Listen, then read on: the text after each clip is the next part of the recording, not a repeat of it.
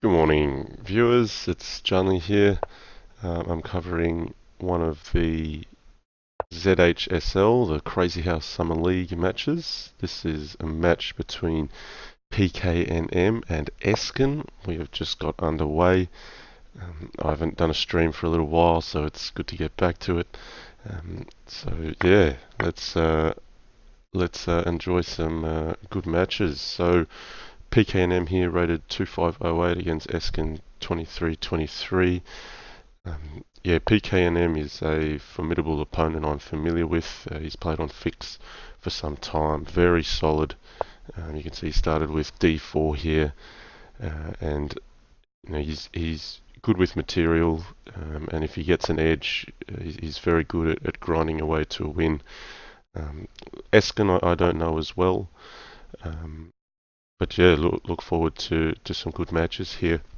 So basically, this is an event which involves a team of four players against a team of four players, and each side has to arrange matches to happen at different times. I'm hoping to be covering some of these matches just at random, providing some commentary. Yeah, good reason to get back into it. Personally, work's been very busy for myself, and I'm very happy to get back to some streaming. Okay, so what's going on here? Both sides very solid. A3's been played to prevent knight b4. Okay, bishop g6.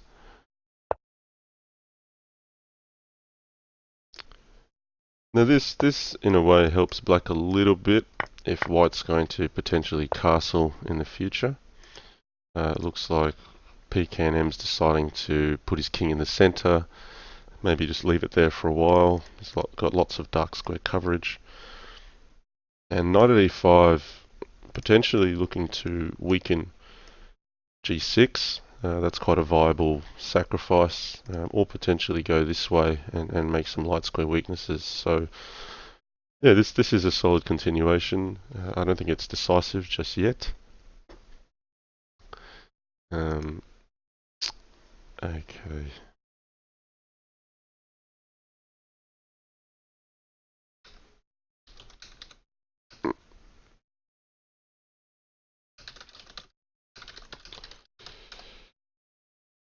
So I hear that Helm's Knight is doing her inaugural stream as well.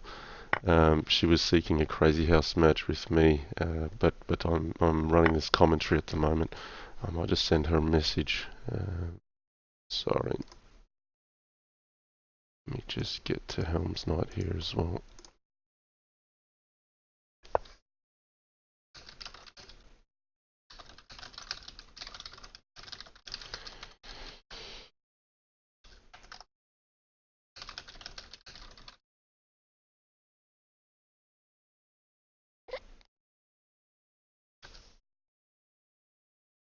Okay. Apologies for that. So let's see what's happened here. We've got a trade that's happened, knight at h4. So knight at h4 defending g6, but also potentially attacking g2. pknm seeking to undermine this.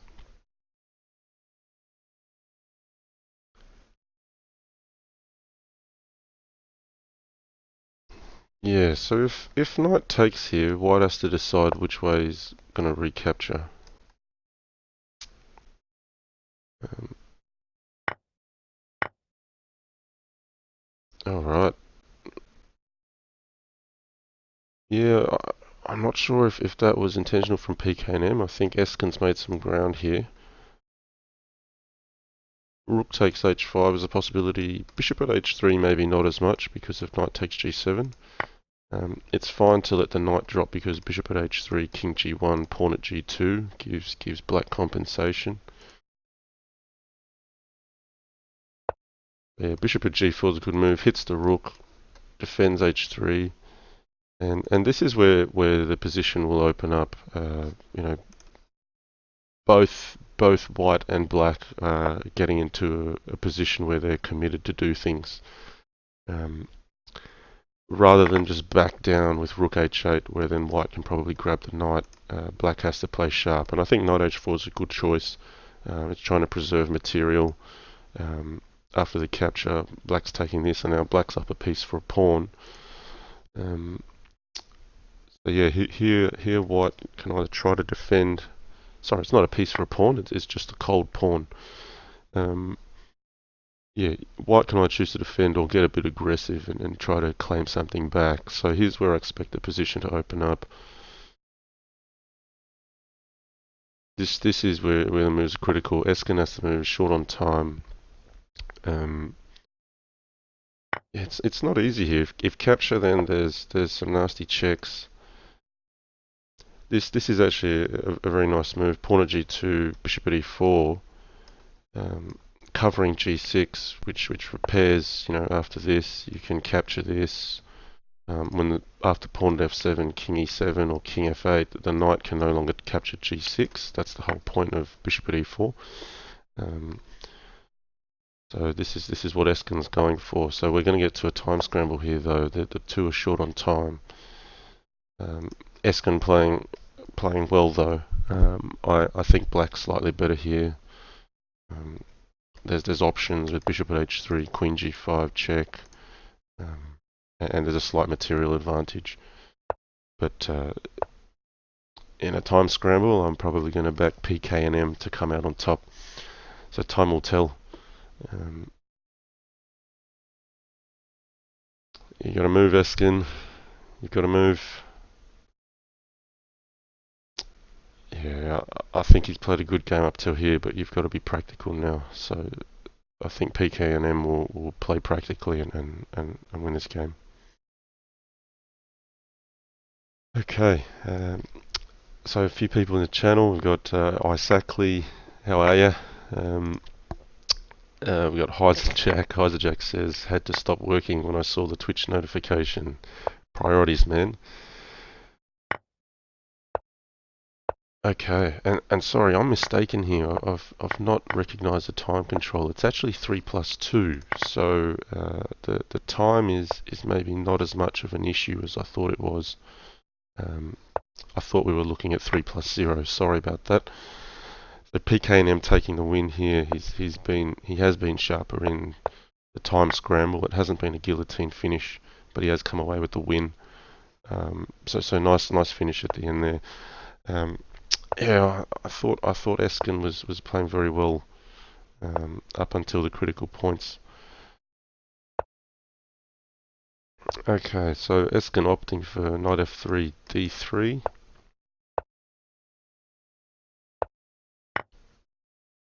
Okay, so two players here that look to play very solid. You know, holding on to material, don't offer much in the way of weaknesses.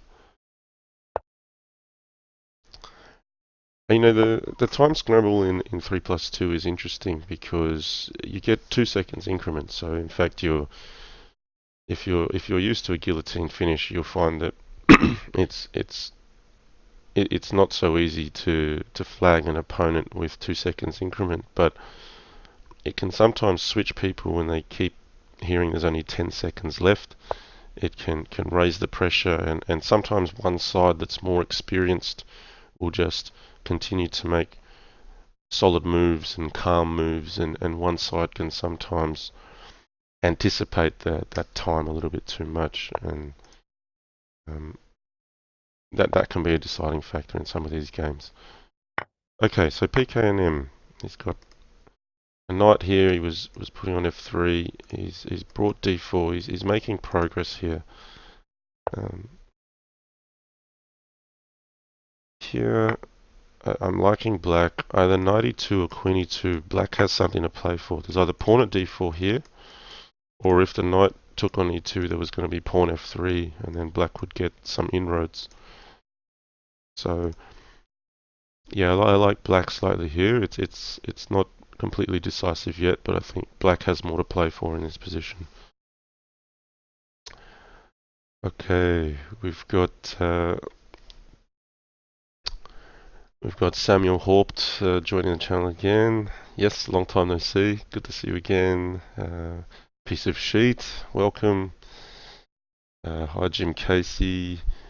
We've got Pasita Cursors asked, what do you think about Helm's Night? She's streaming now. Helm's Night's great. I think she's just starting up her channel, so I'd be very happy to give her channel a bit of a boost and get started. Maybe we can do some kind of joint stream at some stage. That'll be fun. So we've done a few Bughouse videos in the past. It's probably just earlier this year, actually. Yeah, that was a lot of fun, and yeah, she's a fantastic player as well. Very fast, very tactical.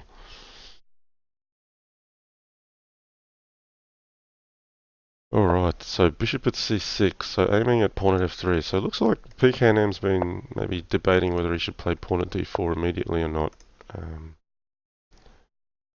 Yeah, so bishop f4, trying to threaten the knight while, to get out of the way. Knight g6 is correct. It hits f4, so there's still two pieces that are under attack. But look, I mean, if white loses the piece for the pawn, white's still quite solid here. So one of these, you need to move one of these bishops to defend. Oh, that's interesting.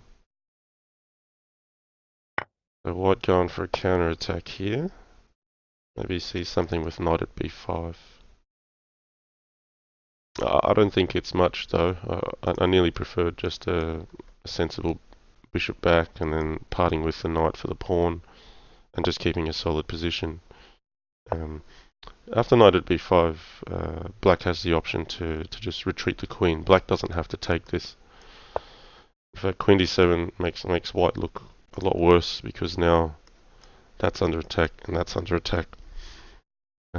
Queen's defending the pawn. So I'm expecting pknm to take it from here. Maybe it's questionable if this bishop should have been put on f4. Maybe putting on an e5 was slightly better. It's just that there's a pawn at e3 tactic at the end of it. Sorry. So he's clearly seen that. He's trying to trade this bishop off before capturing the knight because of the pawn at e3 threat. If white captures here, black's happy. He's got two pieces for two pawns. That's a considerable advantage that he can grind away with. If white captures here and this bishop takes h2, and black's getting a bit more weakness on the king, would still be up a piece for a pawn, I think. Alright. Pawn at e3. So yeah, I mean, by no means has black got it all in the bag here. White's very solid, but yeah, there's an opportunity just to grind away. And this is not simple. It's quite different to chess where you've got, if you're a piece for a pawn up, it's an easy win technically. In Crazyhouse, because you can put your pieces on the board, you can place them in optimal squares, and it's not like you can just clean up all the pawns in an endgame or swap off all the pieces. You've still got to find a way in. So the technique in Crazyhouse is very different to how it is in chess. So, I think black's players to just slowly build. He could build a whole battery of queens and bishops. You could even put the queen back on b8 if you wanted. Put the bishop on c6, the bishop on d6, the bishop on e5, and you eventually break through. Meanwhile, you've got to hold the center and not let white go through. The pknm getting a little bit low on the clock. I don't think that's a dangerous thing. But Esken still looking to make some inroads.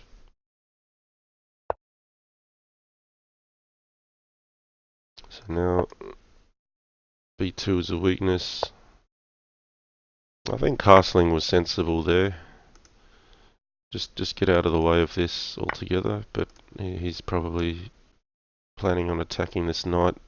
That's also valid.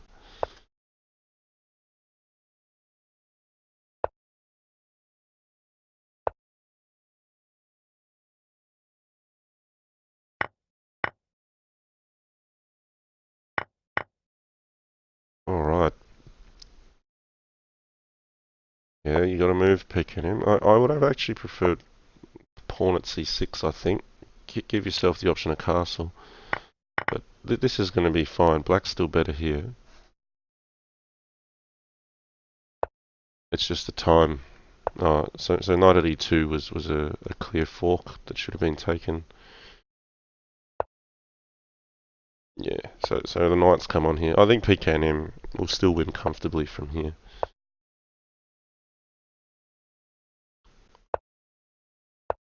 The 2 seconds increment is enough to ensure that a large advantage on the position will come out with a result. So from here, after knocking the queen back, there's knight at g4, there's pawn at g4, pawn at h3, knight at h3. Just anything that hits light squares is going to end up being decisive. Black's king is too safe.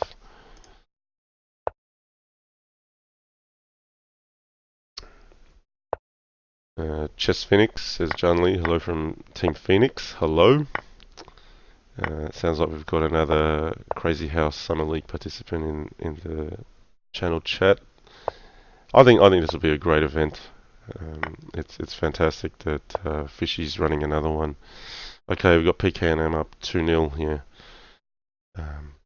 So yeah, I've not really posted any videos since the Crazyhouse World Championship. So I've taken a deliberate break.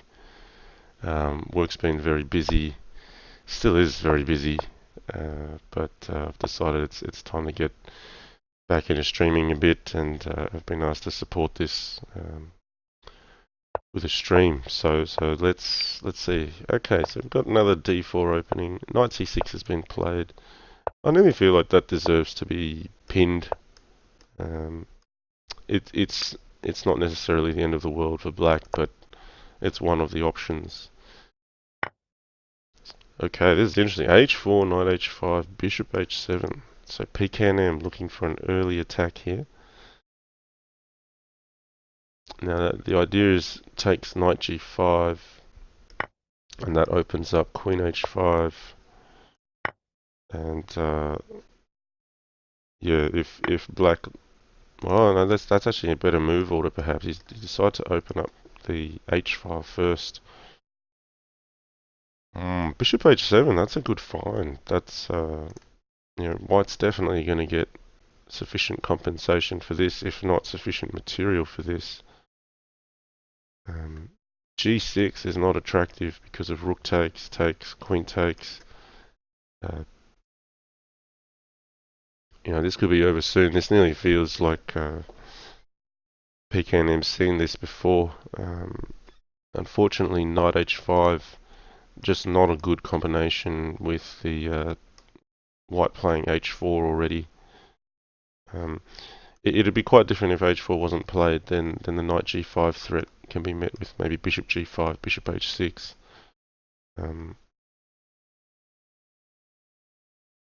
Yeah, here white can just decide if he wants to start playing the trade already or do something like pawn at g4, because there's no immediate rush. So already white in a very convincing position here. Okay, so he's gone with the rook first. That should be valid. I don't think white has too much to be concerned about this back rank here. Maybe rook at g1 can hit, but you can just block the check. So after capture, yeah, it's very tough. So white's actually up a pawn here, plus a whole heap of initiative. If it wasn't rook h5, I also didn't mind pawn at g4. If we step back here, because pawn at g4 gives you options. It just keeps you dynamic.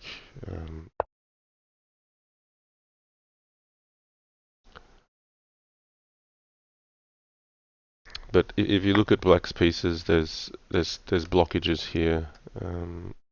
It's hard to threaten the white king before white's initiative goes through.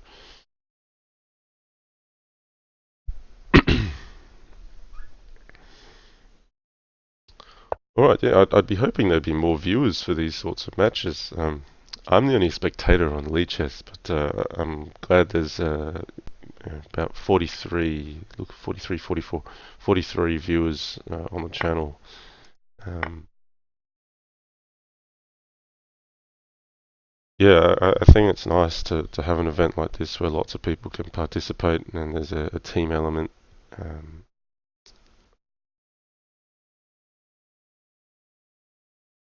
yeah, I'm not sure how Black's going to defend this. If Black puts something on h6, then you can capture h6. You can even capture a g7 to undermine the defense on h6.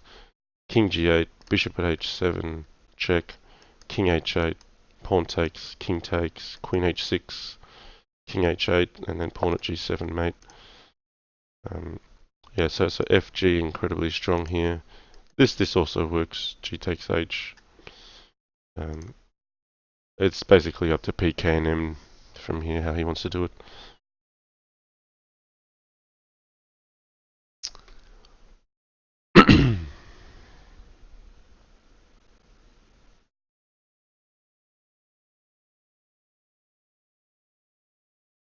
Okay, Love and Matt, he said, why don't you play, John? Yeah, I've just actually been really busy with work and with family and doing some other things. Um, I was actually happy enough just to be able to finish the Crazyhouse World Championship, actually get through the matches. Um, I, I was nearly concerned at one point I wouldn't even have enough time to finish them, so I just wanted to make sure I got through them. That was about a 6 month stretch, and after wrapping that one up, I didn't know about this one starting up till later. Um, I'd already made a decision to take a break for a little while, not have too many early mornings, be able to have a break on the weekends by not having a stream. I've still been able to catch some matches on weeknights. I've been playing a fair bit with Opperwesen with some 1 minute games. Um, yeah, but pretty much just taking a break. No other reason I wouldn't play in this. I think it's great, great to support it. But at this stage, yeah, with the time I have at the moment, I'm trying not to lock myself in um, to any um, regular scheduled matches or streams. Um, so even for this, I haven't even posted what time this might happen.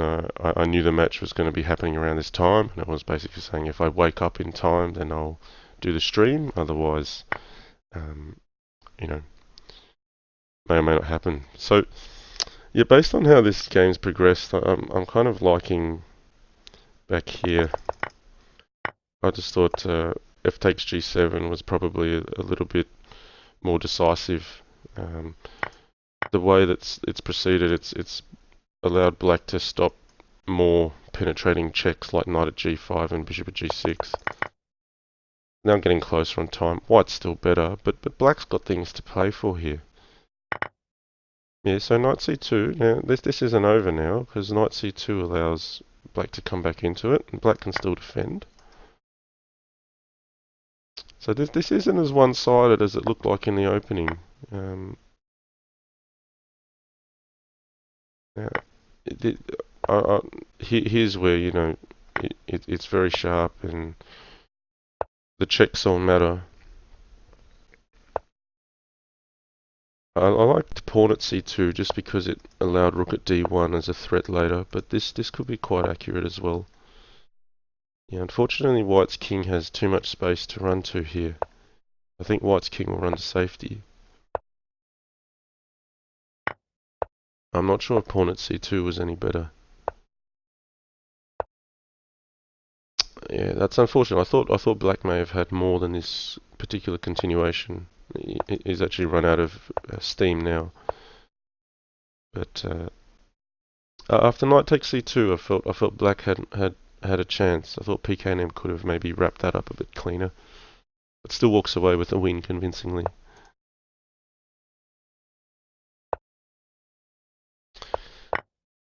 Okay, Jupiter 4100 says, "Hi Justin, love your vids. Learning Crazy House because of you." That's fantastic. Thanks for that comment. That means a lot. That's why I started the channel, really, to get people into the game. Basically, just share the enjoyment that I've got out of it for over a decade. Very fast, tactical chess, but also, there's a different strategic element in Crazy House relative to what it is in chess. So thanks for that, Jupiter 4100. Heiser Jack saying Jan has been steamrolling some people off stream on Lee Chess. Oh, I don't know if I've been steamrolling people. I've come away with some wins, but I definitely feel like I've retained some of the form from Crazy House World Championship. 090s here. That's actually Opal Wezen. He's saying, "Yeah, I started well, but he played below his usual level in the beginning." Oh well, that's too nice. Opal Wezen, you're very strong. Don't you dare um, don't you dare downplay the strength that you play with. It's not all about me. It's not just because I'm playing stronger or weaker. There's definitely a big factor in how you affect our matches. Um, yeah, so Opal Wezen and I have played a fair bit, and he's playing amazing at the moment. If I'm winning matches, I feel like I have to play a very strong game. Okay. Zap1385, more than a decade. He said, "You were constantly challenging me 1-0. I now regret not playing you that all the time, so long ago." Zap1385, is your name Zap on Fix? I might just ask. We've got Love and Matt. So, do you stream on regular times, or is it always spontaneous? Is this the first time I catch you live? No, it used to be more regular. It used to be about this time each week. We had the bit chess tournaments that used to happen at about 5 a.m. Sydney time. That's about 7 p.m. GMT on Friday night for the rest of the world. No, just more recently I haven't done any streaming. So, yeah, more likely spontaneous just for now. We'll see if that changes. Yeah, I mean, Helms Knight literally contacted me just 5 minutes before I started this stream, saying she was hoping to stream some matches with me as an opponent. So maybe there's potential to set up a joint stream there. I've also been in touch with GM Yasser Sirawan, so looking forward to coordinating with him again. He seems quite keen to do something. The concept I have there is maybe, if we can get it together, maybe getting a joint commentary on Skype this time. That's been a suggestion from people before.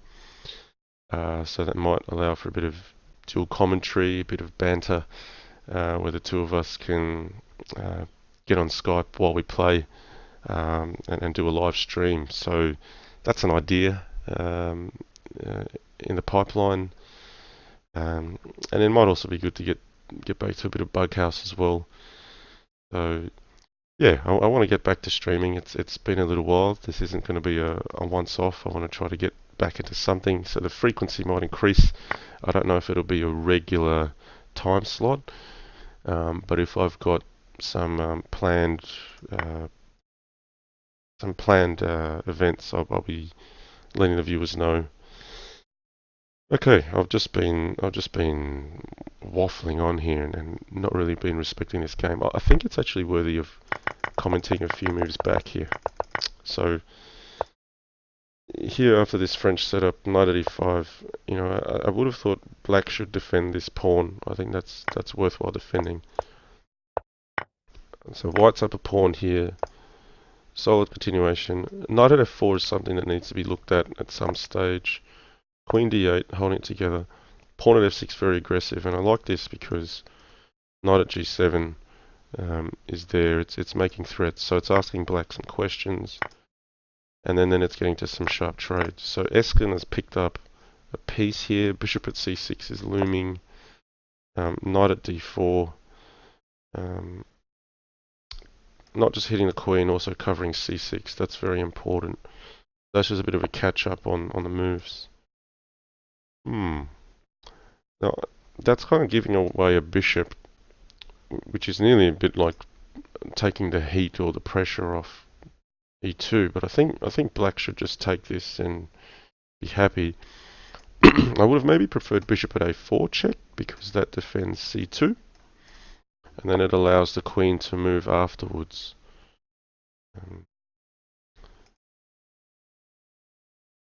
Instead of queen d3 or queen d1 immediately here, I mean, queen d3 would run into the problem of knight at b4. And then if knight takes c2, forks the king and the queen. So that's why, well, even then, knight at b4 is fine. I mean, because you can play bishop at a4 and defend first. So I just feel that bishop at a4 had a role to play. Oh, that's interesting. pknm declined this altogether. Now bishop at a4, still good move. It's just not check, it's hitting the queen instead. Okay, now the queen should move, potentially. This is also a good move. Bishop at g4. It's looking to cover light squares with tempo. So it seems like Esken's willing to part with this queen and is looking for other ways of obtaining initiative. pknm is actually declining this. He's looking for more on the light squares to make something that is probably a bit more of a direct attack. So this is interesting, seeing, you know, pknm decline the queen. This is a concept in Crazyhouse some of the time. Okay, I expect Esken is trying to now get pawn at a7 in, 2 pawns on the 7th rank, hitting a rook. But I think white's lost a bit too much material here. Okay, no, I thought pknm would play knight e6. This queen trade allows white a little bit more room to move. Queen e5. So I wonder if queen e5 is direct enough. It's taking a pawn. Yeah, rook at c8 is dangerous. The time's low.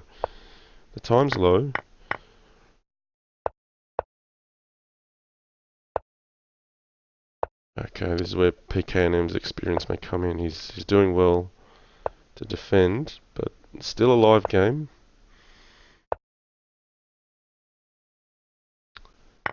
Yeah, this is a problem. Bishop b3 keeps some checks going, but he's stopped now. Rook at f1 is going to be decisive, most likely. 2 queens in hand. You know, it's a shame for Esken, because he's doing well enough to reach critical positions, and then that's where pknm seems to be getting him at the moment.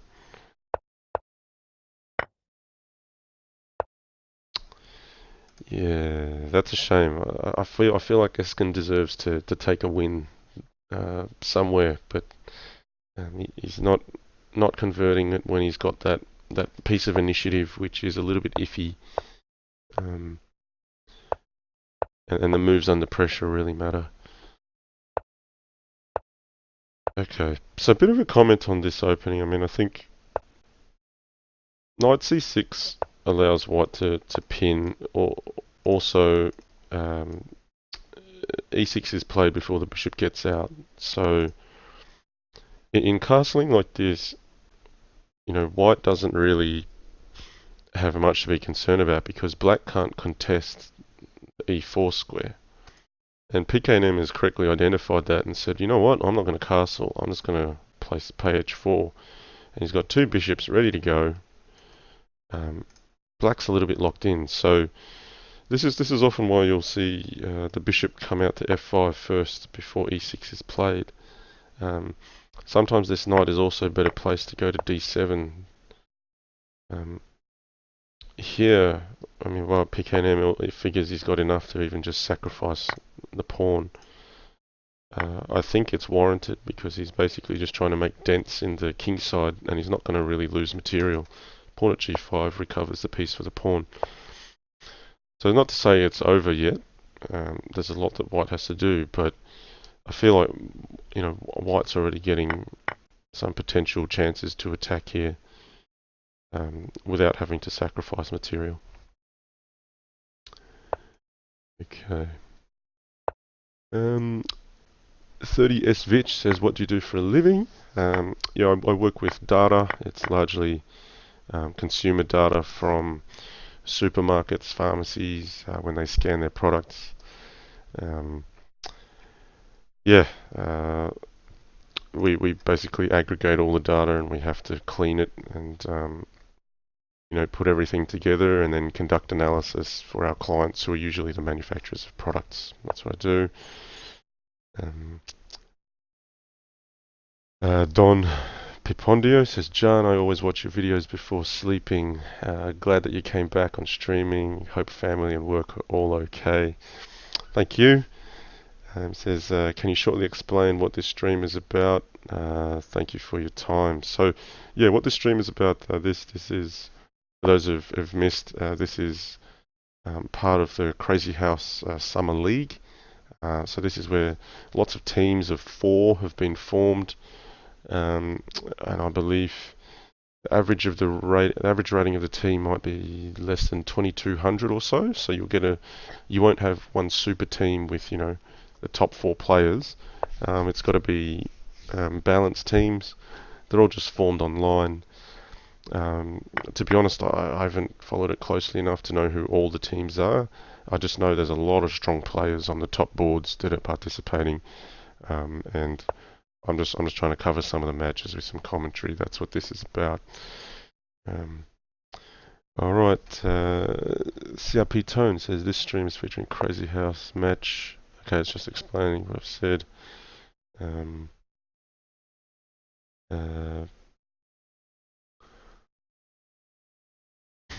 pknm looks like it's short for pknm. Yeah, Pokemon maybe. I don't think it's got anything to do with Pokemon.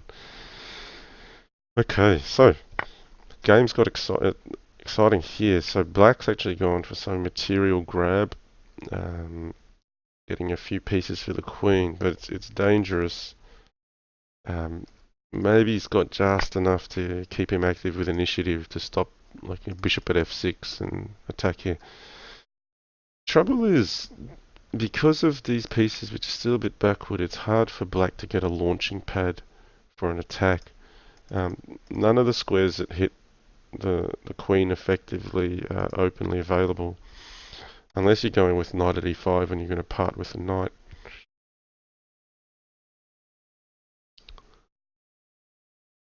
So here it's hard. Yeah, I do feel like black's chance is to, and it's really hard. May even be capturing a bishop and getting another diagonal piece. I don't know if pawn at h7 is enough to make it difficult for black. I'm looking at rook d8, pawn h7, king h8, queen f7. Black's got 2 pieces for the queen, which is often considered a fair trade, but in terms of where the kings are positioned and the likelihood of generating an attack, I mean, white's still got the advantage here. You can't play knight takes d8 because of pawn at e7. Like, it's just hard for black to get a move in here. So knight at c4, looking at this. But even then, I don't know it's going to be a decisive attack. The king can always run.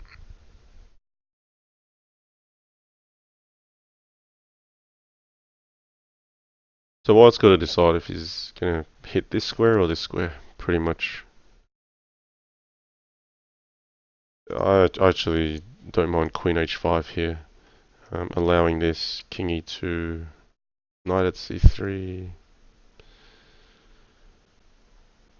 Yeah, I don't know if it's dangerous enough. Maybe the king can run out to f3. It looks ugly for white just because the king's running out to a square, but the threat of queen h5 down this file is just so strong that if you can survive the checks and get the king out towards the kingside somewhere. That residual threat from queen h5 is just going to be too good. Or you can choose to defend with bishop at c3, and then black will probably continue with like knight at d5, still trying to make something on the king.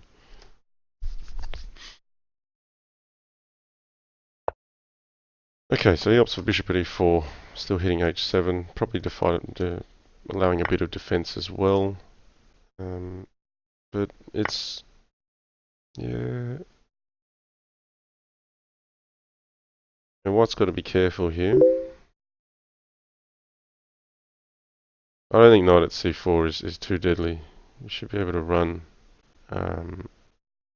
Black might be able to capture the queen with check though. So what I'm seeing is king e2, knight at c3, king f1, knight d2, king g1, knight takes f3, and then recovering with pawn at g6. So maybe knight at c3, king e1 first might be a bit more accurate, asking for pawn at d2, then king f1, which he's played, so that's a nice move. And that just means this knight is blocked out of d2. So black choosing to defend, cutting off the attacker on h7. Yeah, so black holding on here, black defending. If white just chooses to retreat, black can consolidate, maybe put pawn at d2, king f1, capture. That had to be captured, so white choosing to attack here. Oh, pawn h7. Yeah, there's a mate here, I think. Queen h7, queen h6, king g8, bishop at h7 takes, bishop f6. All this way.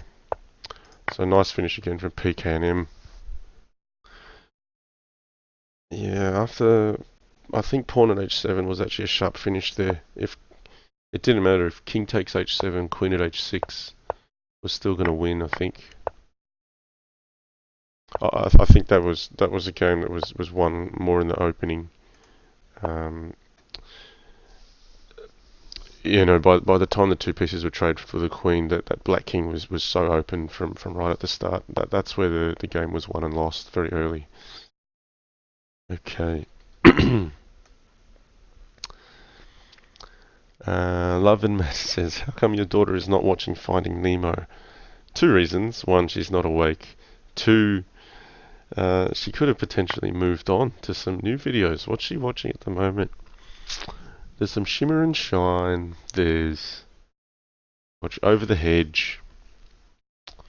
Yeah, Finding Nemo doesn't star as much on the TV now.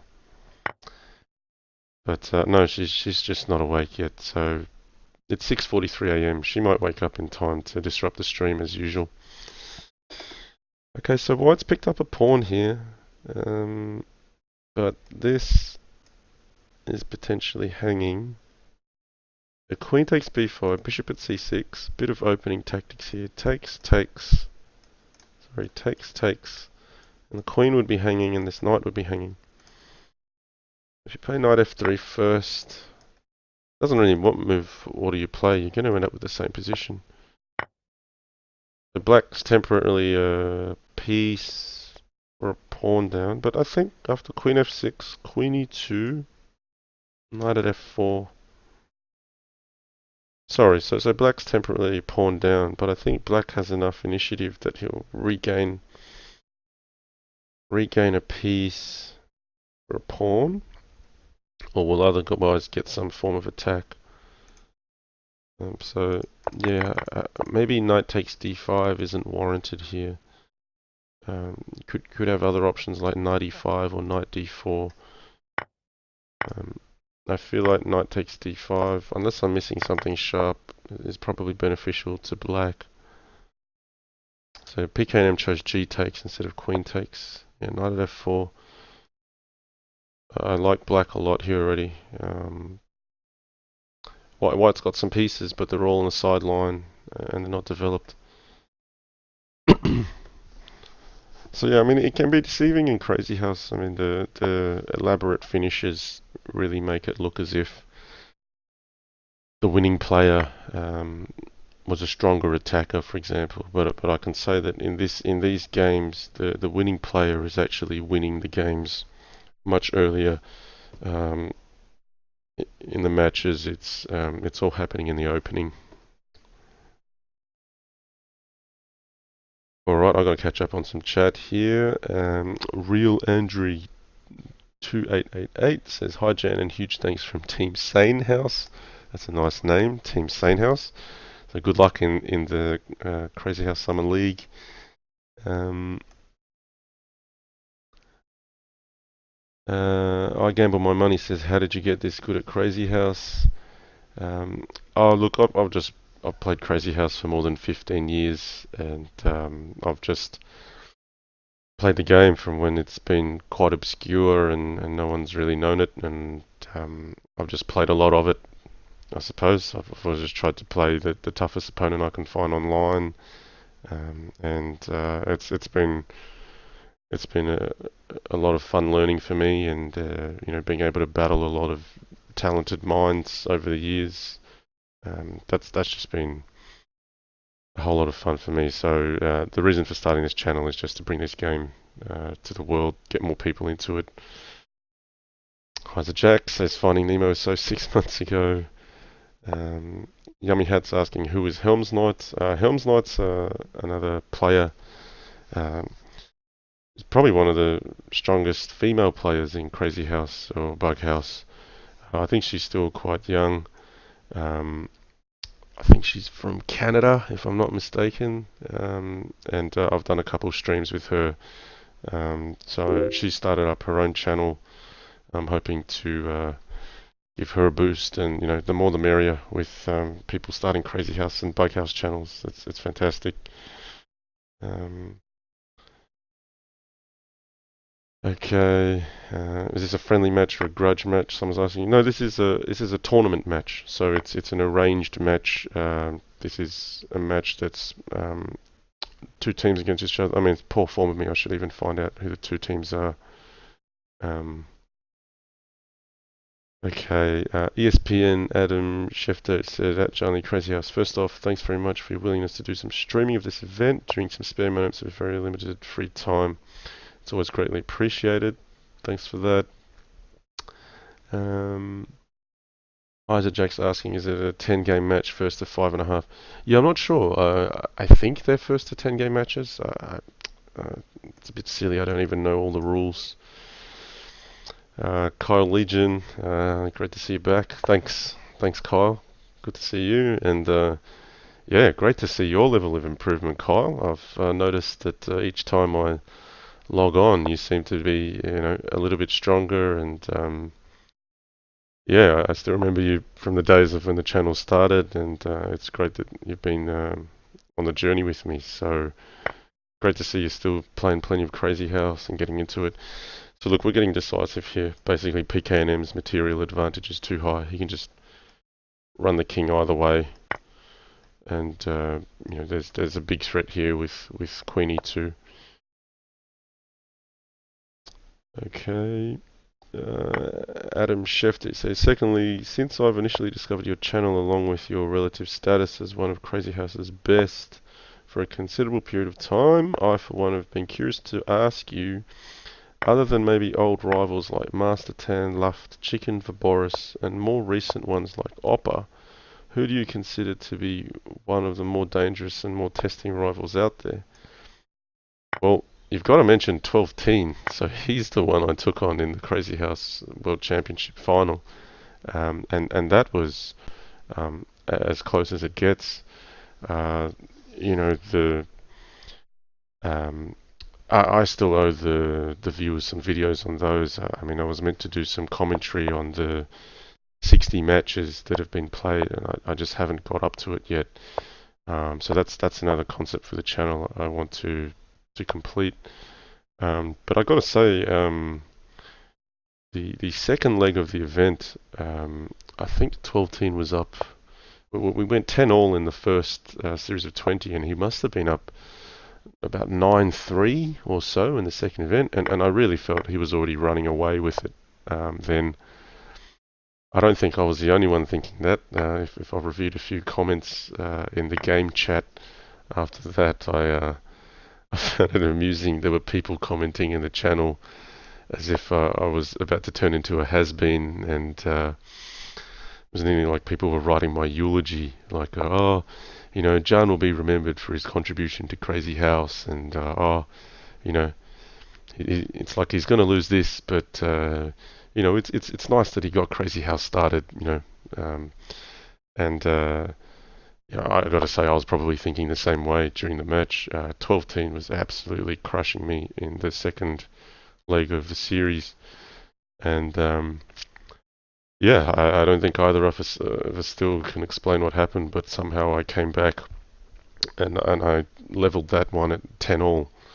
So I think I basically lost 8-2 in the first 10 matches, and then I won 8-2. And to turn around the momentum there, that's not like, oh yeah, I can just pull that out of the bag any day. I mean, something happened there.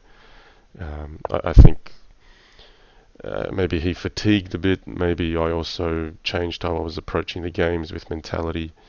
But that was not a regular occurrence. So 12-teen is definitely a name that should be part of that list. Um, I feel like throughout the whole series of the Crazyhouse World Championship final, it could have been either of us that won that match. I think the final scores were 31.5 to 28.5. So it wasn't a whitewash for either player. Yeah, so certainly leading up to the Crazyhouse World Championship, I'd say 12-teen has been the closest rival for me, and he also won the candidates section with 6 out of 7. I came behind him 5 out of 7. Little Plotkin says, "Hey John, I'm a huge fan. Hey Little Plotkin, um, we should get some more matches in." Little Plotkin has been one of the opponents I've played in 1-0 Crazyhouse. Another very strong player. Larish is looking for a game at the moment. We'll just stay commenting just for the time being. I'm just trying to keep up with the chat because I've not addressed the followers for a little while. Okay. Someone says, a shame I'm not playing in the Crazyhouse Summer League. Yes, it is a shame I'm not playing in it. But yeah, I just need to prioritise a bit more time for work and family at the moment. That's why I'm not taking part in it. In Hallowell, he says, "Hey John, long time no see." Yes, long time no see. Number of comments. Penguin GM1 in the channel. Hey Penguin, hope you're doing well. Great to see your channel taking off. Fantastic that you're taking on Nakamura in the 1-0 matches. Keep it up. Just keep it up. I know you're still young. You've got a long way to go. Yeah, keep doing what you're doing, man. It's fantastic stuff. Would love to see you play lots of Crazyhouse as well. You're very good at that too.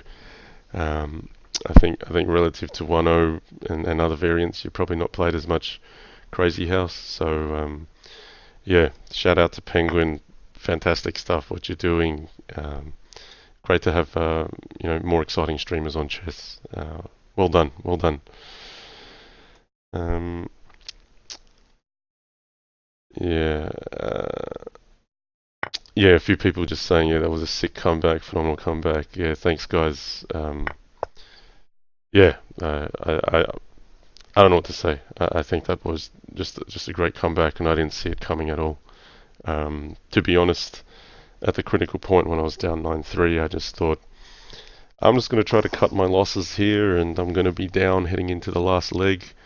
So I was thrilled to hold it to 10 all, and then given how close the last leg was, I really think the series was either won or lost for either player in the second leg of that Crazyhouse World Championship.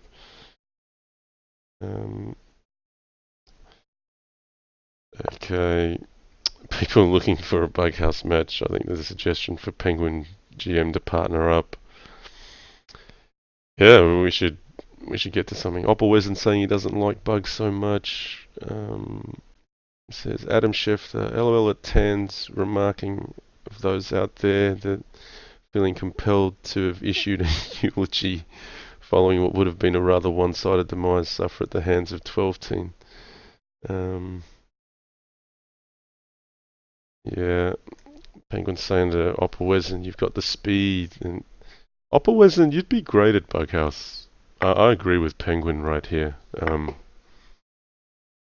You've got a very flexible mind.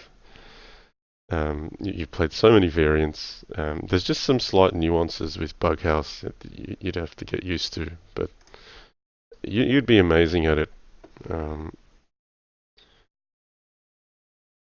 Okay, so Vedic Panda says, how strong would you say Yasser is in Crazyhouse?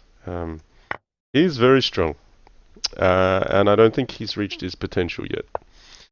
Um, let's just look at this game. pknm's winning convincingly here again, but sorry I've not made as much comment on this game.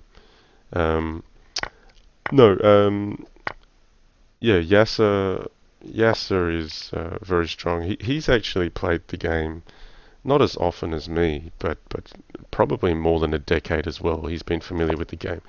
He's not new to it, but he's not played as many games. And he released a video.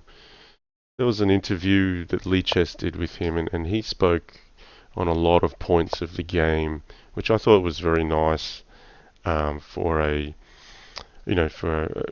super GM, one that was beating the likes of Kasparov and Karpov during their prime, to actually pick up this game and actually play it with a whole lot of passion. I think he genuinely loves playing the game, and he has a clear understanding of the game as well. I mean, the differences between chess and Crazyhouse, but based on how he's talking, he has a very good base understanding of what's going on. So yeah, his name makes the top 10 rankings on Lee Chess from time to time, and it will be there more often. He's playing a lot more, I think, in recent months. Watch out for him. I hope he can do a lot for the game and bring it more mainstream, get more people into it. So I'm really hoping I can coordinate a joint stream with him in the near future. He's been quite open to doing something on Skype. I think he's just covering the World Cup at the moment. He said he was doing some joint streams with the Chess Bras on that, so he was trying to conclude that first. So I think World Cup is coming towards a close. So if Yasser wraps up there, then he might get back to doing some hobby stuff with Crazyhouse. So yeah, I think it's fantastic that I even get to just talk about such names on the channel, and that Crazyhouse is relevant for someone like that. Yeah, it's just been phenomenal. I can't believe how much the game has grown in popularity. I owe a lot of it to Lee Chess overall for making such a great site. Because honestly, that there was Fix, there was ICC, there was Buho 21 that I'm familiar with. There's probably been other sites. I know there was a Russian site, I think, called grandgames.net. But basically, there were like a few strong players from each of these sites, and I gotta say, they have all met at Lee Chess. So there's a few strong players that maybe haven't joined Lee Chess, like someone like J Killer from Fix, but overall, just about all the big names.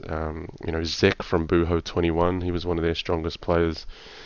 Juanet is actually someone from Buho 21 originally. He'll know exactly what I'm talking about when I mention the name Zek. I'm just waffling on here, but Lee Chess has done such a great job. I've got to say, if you really like Crazyhouse and you really want to support Lee Chess, put a donation in.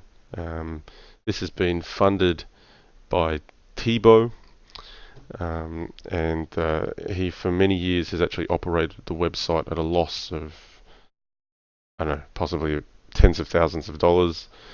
It's not. Um, I think it's maybe somewhere up to $18,000, $20,000. I don't know the numbers. I shouldn't say the numbers, but it's tens of thousands of dollars of his own money have gone into this, and his own time and effort, and that deserves to be rewarded with donations, and to allow this site to continue. It's just such a fantastic website. So I've got to give a plug for Lead Chess. And only as a byproduct, I've started as a streamer, and I've interacted a lot more with the community than I would have for the last 15 years just on Fix alone, which wasn't a well-known site to many. And now it's getting guys like Yasser into it. Like it's just amazing. All right, enough on that topic. I should probably comment on the games a bit. I'm running away a little bit with the chat. I can't keep up with it. I'm going to do a proper thing and actually look at this. This is another French from pknm. A slightly different approach from esken, going bishop e2, bishop b4. So black getting some early material on c3, white playing very actively, and now we reach this point. So that's not a direct threat, but black's basically up a pawn here. And I think the decision from esken to play knight at h5, pawn at h6, knight g7 is basically to say, from here, if white just chooses to back off, black's just going to go bishop at h5 or knight at f4 or, keep rolling. White won't have anything to play for. So in fact, white's basically gone, I have to sack something and play for initiative, because if I try to preserve material, strategically I'm just lost. So like throughout this series, I mean, esken's demonstrated he's got a good knowledge of some of the key concepts in the game. I just feel like pknm has that slight edge. It's a slight technical edge, probably both in the opening and also in the finishes. Here I think, look, that looks inviting, but I think what pknm will be doing is he'll be looking at these dark squares as a potential opportunity for white to break through. So he might be considering something like bishop at e7 to just cover up the f6 square. That's quite reasonable. You could take this, play bishop at e4, but then you'd have to be careful of pawn at f6. He's chosen knight c6 instead. That allows pawn at f6. Yeah, he's just let his time go here, but that's where the tides can turn if black actually chose to trade off too many diagonal pieces there and underestimated white's counter-attacking opportunities. I think he takes f3, queen f3, bishop at e4, pawn at f6, and I think white had quite a lively game there.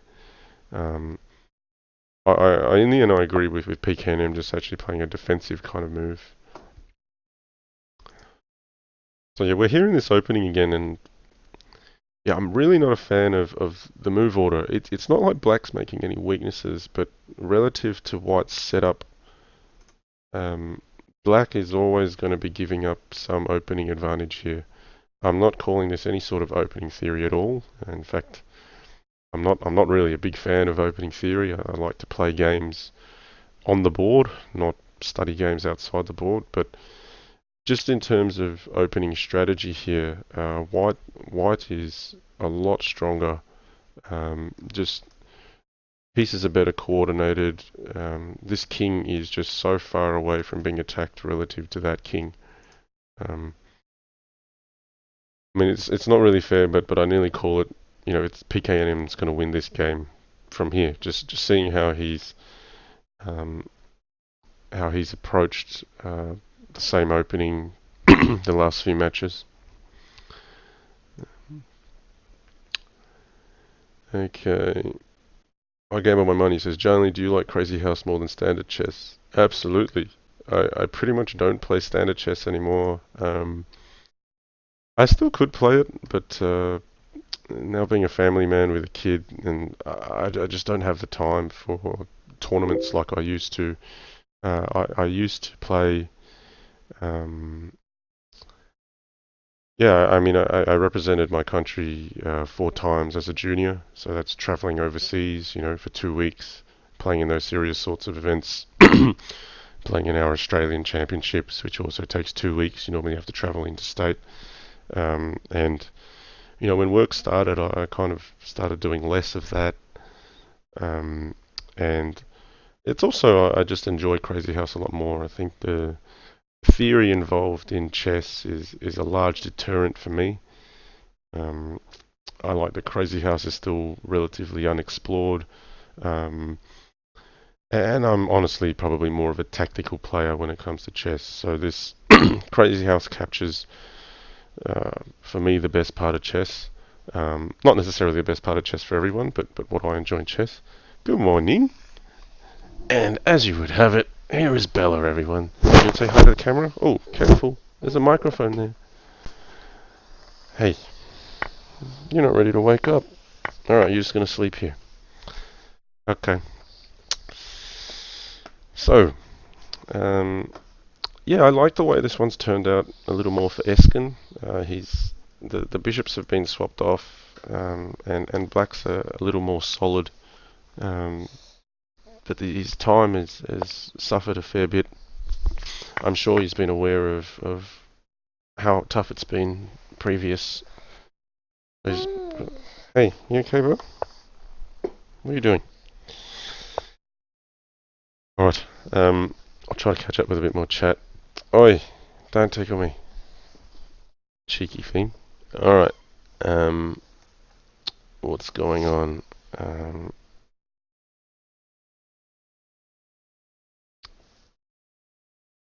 Okay, Penguin's saying we'll be popping in and out of chat in between Bullet on ICC.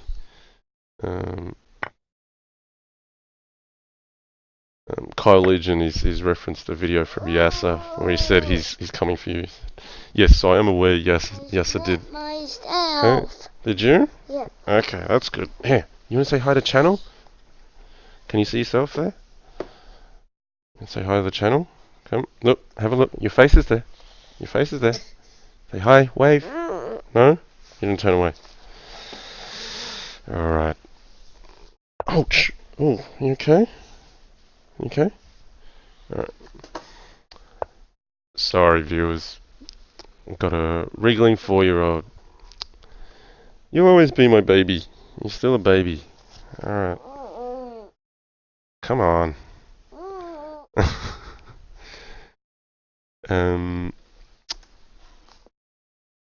Okay, yes, no, Kyle Legion is making reference to a video that was posted, an interview between Lichess and Yasser. And at the end of the video, Yasser makes a cheeky comment. He makes some compliments to what I've achieved, and then says that he's coming for me. So that's all good. It's all in good fun. Absolutely nothing offensive there, for sure. And welcome the challenge. So yes, I will be aiming to coordinate more with Yasser. I think he'll be looking to make good on his comment, I hope. Alright, this is getting decisive now. Bishop at e5 I think is very accurate here. Or potentially bishop at g5 will trap the queen.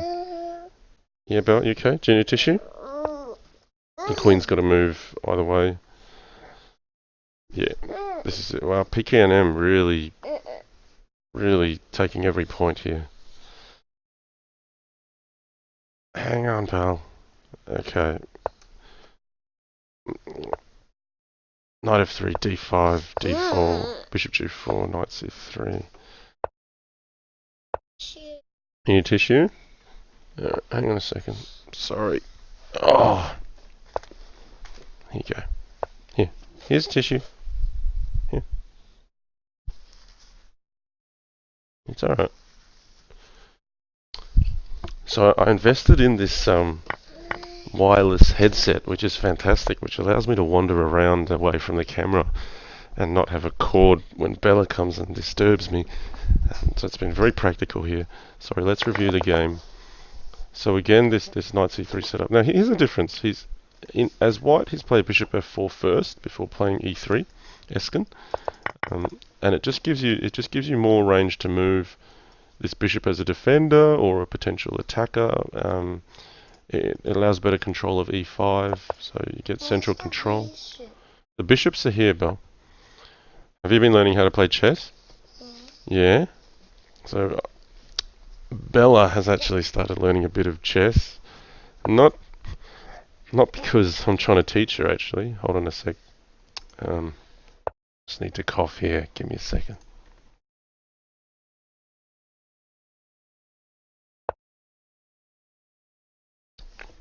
Yeah, no, I was saying Bella's actually started learning a bit of chess. It was my birthday in July, and my wife had a very nice idea to buy a chess set. We actually only had a very small one in the house because I haven't played for so long over the board, and she bought a nice medium-sized chess set, which is a good size for Bella to learn on. And I've been surprised that she's actually keen on learning because I thought she wouldn't be. She's not the most patient kid. She's a good kid, but I thought a game like tennis might be more suited to her. But she's actually taken a bit of an interest in chess, so we'll see. Do you want to play Crazyhouse one day? You want to play Crazyhouse? Yeah, yeah. Okay, she's nodding. Yeah, she might be on playing Crazyhouse one day. That'd be cool if we can play Bughouse together, right? Yeah. You got no idea what I'm talking about. Oh, let's get this out of your hair.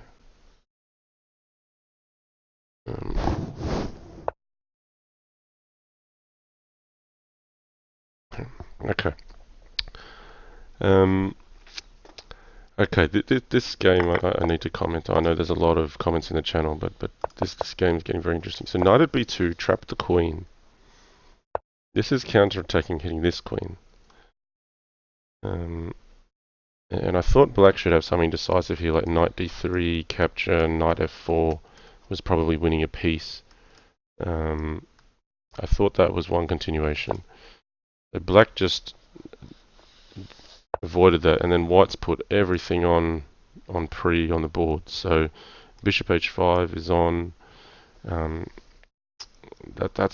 That's quite an interesting move. So if black takes here, recapture, and white's solved the problems. So black took on e5, the check was played, and then white preserved the queen. This knight's pinned. So esken has found a way to get out of it, but I think maybe pknm should have taken the queen and the bishop earlier. He would have been a piece up. He still found a way to progress here. Okay, so pknm's still a pawn up, but esken's got some fighting chances here. Whoops. Oh. So I hope esken can walk away with at least one win. There's a game to fight for here. You know, these two bishops are very nice for white at the moment. Yes, Bella. The black team is pknm. Bella's asking me who the different teams are. Castle is the right move here. That's actually a move that's threatening to take here, and is trying to liquidate white's pieces here. So it's looking to make some weakness, maybe pawn at g4. So white's got the extra piece here. Now, if I was white, I'd be happy here. I'd be happy to try to grind out a slight material advantage, and it'd be a very long path to a win. But I actually prefer white here. Rook g1, I preferred pawn at g4 for black. I think rook g1's okay. Maybe he's playing g5 though. That's not so bad. Bishop g3 could be playable. Yeah, I think white should just avoid any loss of the queen.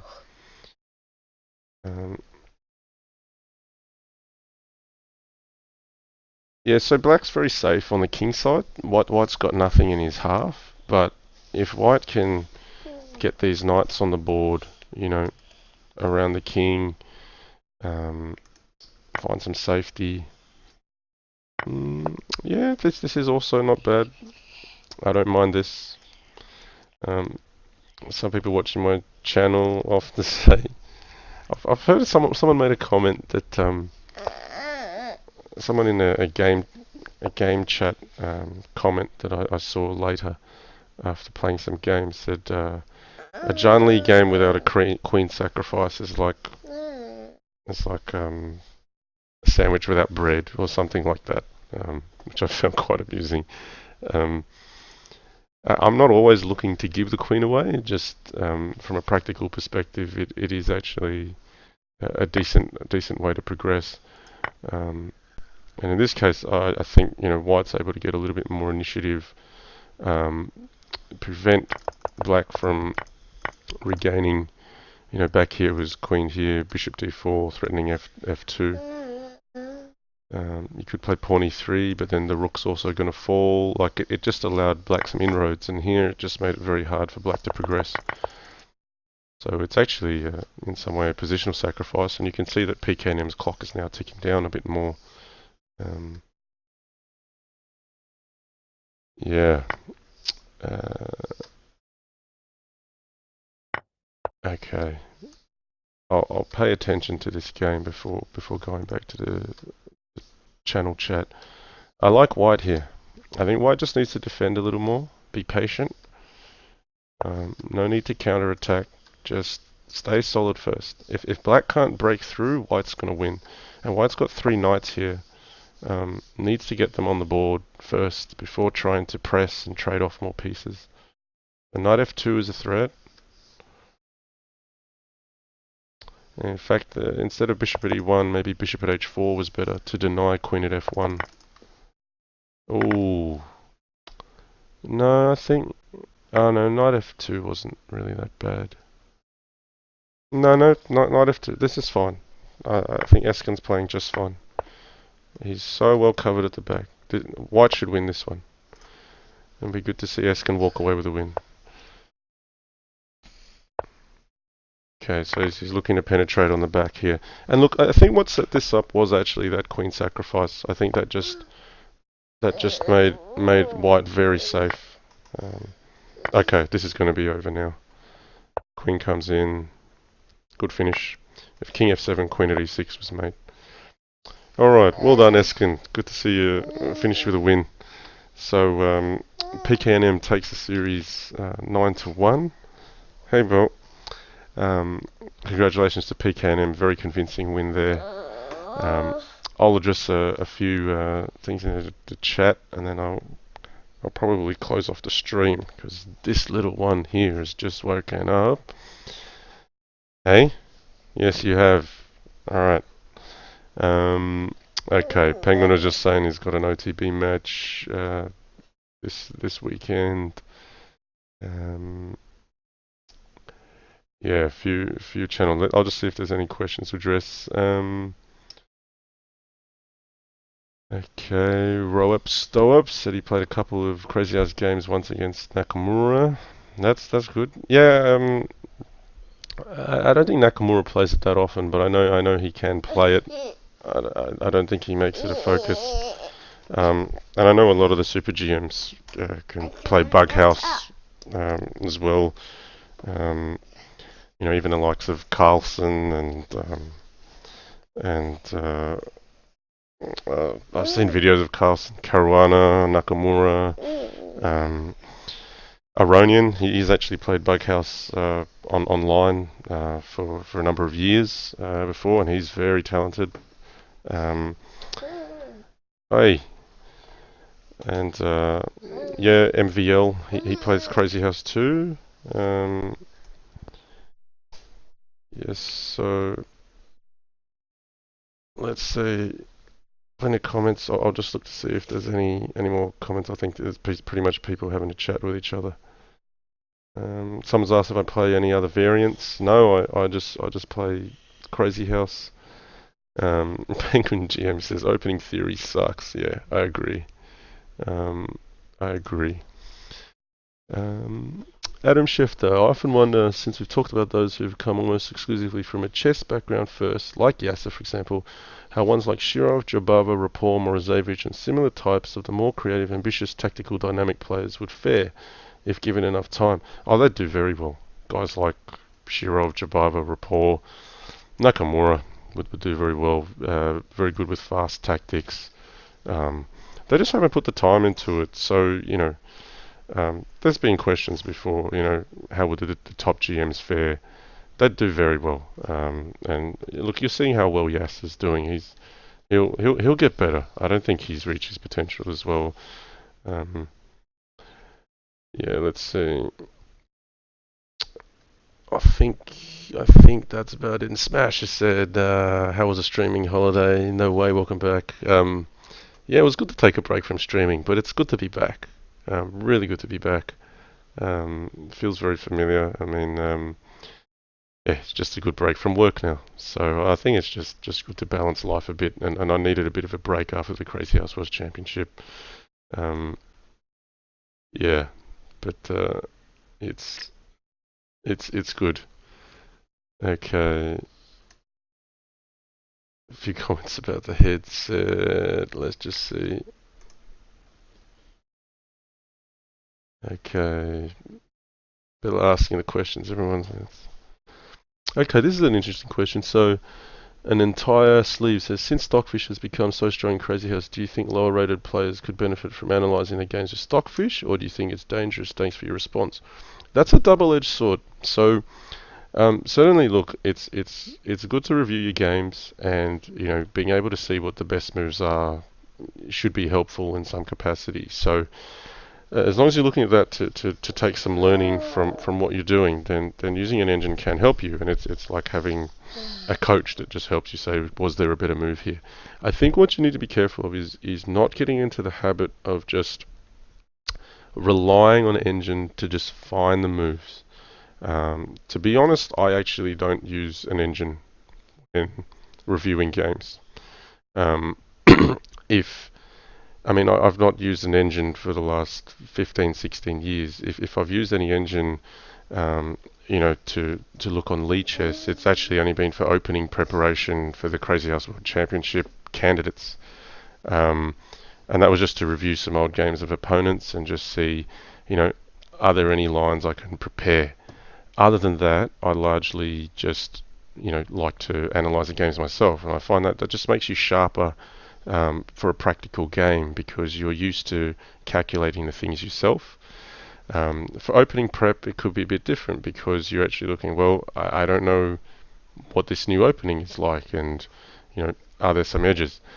I'll be frankly honest, of all the prep I did in the candidates, just about all of it got avoided, and it was more of a distraction for me because it'd be like, well, they've avoided my prep, and or did they go into this prep line, and was I thinking of a line? It's you want to play that chess? Okay, we'll play chess soon. I'm just going to wrap up here. So, yeah, if you're going to use an engine, just don't sacrifice your own mental dexterity for that. That's my only tip. I seldom use engines, to be honest. I think. I wanna play chess. Yeah, Bill. Yeah, okay. Alright. I think the sad thing for the game is that the engines have the potential to create and figure out the theory a lot faster than it otherwise would, and it might. I wanna play chess. Yeah, no, we'll play chess. We'll actually lose some of the creativity in the game. At that stage, then maybe we go for Crazyhouse 960, and I don't know if the world's ready for that yet. Crazyhouse is still new. Oh, all right. Hang on a sec. Yeah, okay, we'll play chess. Can you find where the board is? Can you find the board? No, you can't find the board. All right.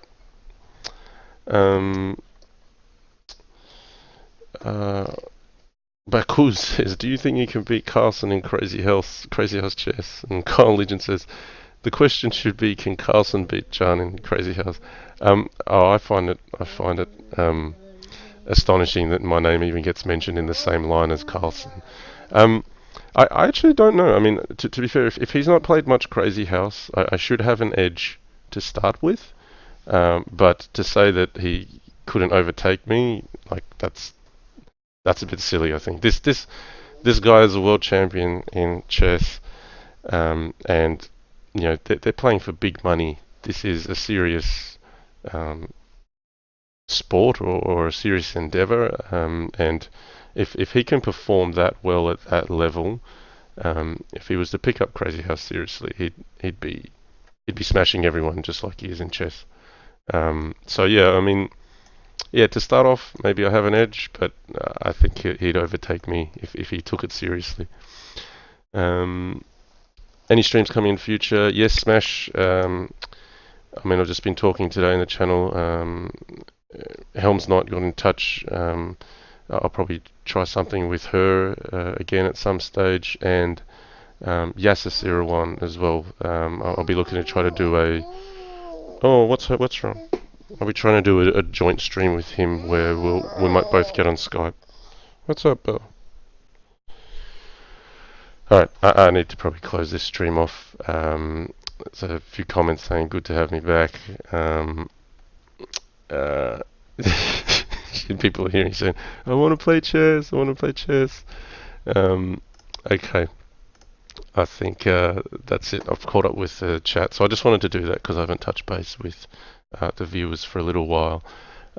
Thanks so much for joining. I think there's been about 50 plus viewers most of the way. Congratulations to pknm on a convincing match. I'll be posting this video on YouTube. In case you missed it, you can see the whole video. Yes, I have a wedding to attend to this weekend, so not sure if you'll hear from me again this weekend, but I'll be making a comeback. We'll try to get back to doing something once a week if we can.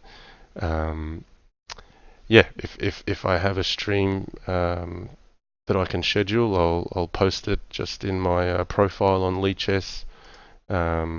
So just look out there if you want to see what's coming up.